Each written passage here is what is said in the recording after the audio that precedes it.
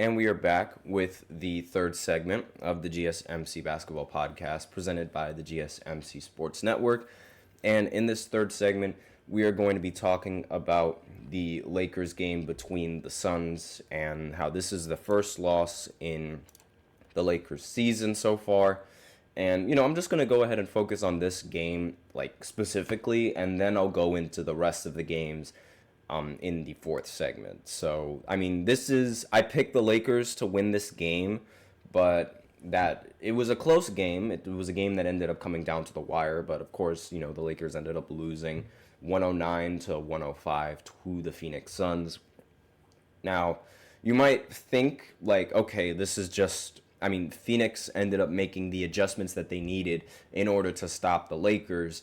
And I'm considering how they recently played the Lakers over on Saturday, I believe it was, then, it makes sense that the Suns, they ended up capitalizing on this. Actually, no, excuse me, they ended up playing Friday. I apologize for that. So it makes sense that the Suns ended up capitalizing on this second chance to play the Lakers and, possibly made some adjustments. But really, the big reason why I think they ended up losing was because of LeBron James.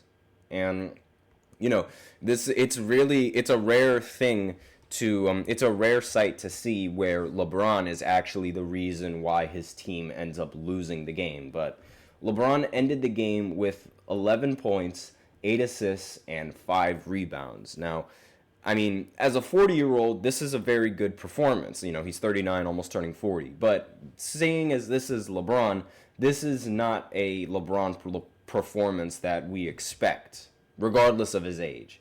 He also shot 3 for 14 from the field, which is very bad. I'm not going to sugarcoat anything. I know I'm a LeBron fan, but I'm also not delusional enough to realize that not realize that he played bad, because he did. And this loss was on him, and there was really no other player to sort of blame for this loss aside from LeBron James. And, going 3 for 14 is less than ideal. And there was at one point where it seemed like LeBron's double-digit scoring streak of 1,000-plus games of scoring double digits was going to come to an end right there, up until the fourth quarter where he drained a very, very important three to make the score close within one. And then, unfortunately, later on in that game, Austin Reeves ended up missing the three-pointer that most likely would have tied the game and put the Lakers in a better position to ultimately win the game. But aside from that, this game was primarily LeBron's fault. And he was missing a lot of easy shots that we usually see him make. And is this the start of a decline for LeBron? Are we finally starting to see LeBron decline? I'm not entirely sure, but so far he's only had I actually, let me rephrase that. The first 2 games that he had were rather underwhelming considering LeBron's standards, but he still ended up winning. So it's not that big of a deal in hindsight. And then in the third game, he put up a ridiculous 30-point triple-double, which shows that he still has a lot of basketball skills left in the tank, but then he puts up this stinker of a performance, 3 for 14. But bad games, they happen. They happen to everyone. It doesn't matter who you are, they happen to absolutely everyone. And I think this was just a bad game for LeBron. I don't expect a huge decline coming in from him in this season, given, how I expected a decline to come in from him maybe 6-7 years ago, and that still didn't happen.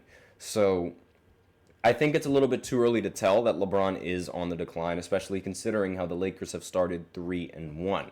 You can make an argument that a big reason why they started 3-1 was primarily because of Anthony Davis, as well as the other performances coming in from the rest of the Lakers and their players. But really, this game, it was really LeBron's fault. Now, one thing that also did not help the Lakers in this game was the scoring in the second quarter and the scoring in the fourth quarter. Now, to start the game, the Lakers were up 34-25 against Phoenix, and then in the second quarter, they only put up 14 points compared to Phoenix's 25. So, Phoenix, they were able to remain consistent throughout most of the game, while the Lakers, they sort of slowed down towards the end of each and every single one of those halves.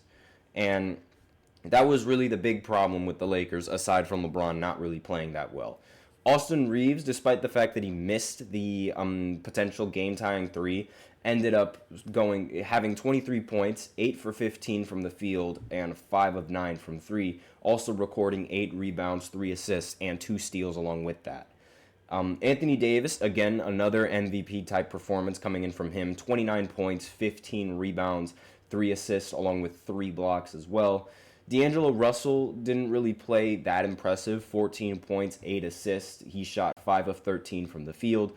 Roy Hachimura played pretty well in this matchup, 20 points, 10 rebounds, and shooting 8 for 18 from the field. But again, this loss was it was LeBron's fault. I mean, if LeBron would have hit just a couple more shots, like even if he would have went like 6 for 16 as opposed to not 6 for 16, 6 for 14 as opposed to 3 for 14, then the Lakers would have ended up winning this game. But alas, that did not happen. It also didn't help that Devin Booker and Kevin Durant were both on something this game. They both scored 30-plus points. Kevin Durant ended with 30 points, 11 for 20 from the field, 8 rebounds, 4 assists, along with 4 blocks as well. Devin Booker also played phenomenally in this game, 33 points, 11 for 23 from the field, 3 of 8 from 3, 2 assists, 3 rebounds. Bradley Beal played okay, 15 points, 6 of 14 from the field, 1 of 7 from 3, along with 3 rebounds and 4 assists with that as well. It was all right, just solid, not entirely, the best caliber performance that you could expect coming in from Bradley Beal. I mean, you'd expect him to have at least 20, so maybe you can argue that the Phoenix Suns should have won by a little bit more. But again, this is mainly LeBron's blunder in this matchup, and obviously, I expect Kevin Durant and Devin Booker to have a really good shooting night almost every single night in the regular season. I don't expect them to drop 30 points in every single game, but I do expect them to drop 30 in a lot of the games that they play together. And, I mean, we'll see just how the Suns can improve from last season. I don't really see a dramatic jump in improvement with this Suns team because considering how they only are relying on 3 players to run their offense, I don't think that's something that can be withstand long term, especially in the postseason. Now, as a team, the Phoenix Suns ended up shooting 30% from 3, 11 for 36. Meanwhile, the Lakers, they shot 14 for 32, which was a lot better than the Phoenix Suns at 43%. It's just their field goal percentage was really, really mediocre. It wasn't as good as it was in the previous games. They shot 41% from the field as a team, and a lot of that blame has to go on LeBron. And it should also be noted that the Lakers are completely flawless when Bronny is not on the team. When Bronny is on the team, and they lost their game the moment that Bronny got sent to the G League. So. But that's just speculation, obviously. You guys know better than that. But anyways, I mean, again, this is just a very unfortunate loss for LeBron. Something that I don't really expect to be happening later on in the future, but only time will tell, and we'll see. Because if LeBron is on the decline, if he's seriously on the decline, then the Lakers season might be in serious trouble. But again, I don't think that's going to happen. So we'll see. But that's all that I have for this third segment. Again, as I mentioned previously, I thought the Lakers were going to win in this matchup, so that's already one prediction that I got wrong. And we're going to go ahead and go into the fourth segment where I recap the rest of these games and I talk about the rest of the games and the rest of the teams that I ended up picking into winning this game. So I'll be right back after this short break.